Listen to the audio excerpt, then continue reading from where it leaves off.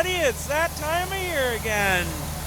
Got the old 4640 out, got the 5020 out, both of the big wagons, auger tractor, and we are combining corn. Moisture test said it's about 18.5%. So we're just filling the old wet bin for now. Got the 7120 combine got the Narragangs out here combining for us. Their 7120 and their grain cart.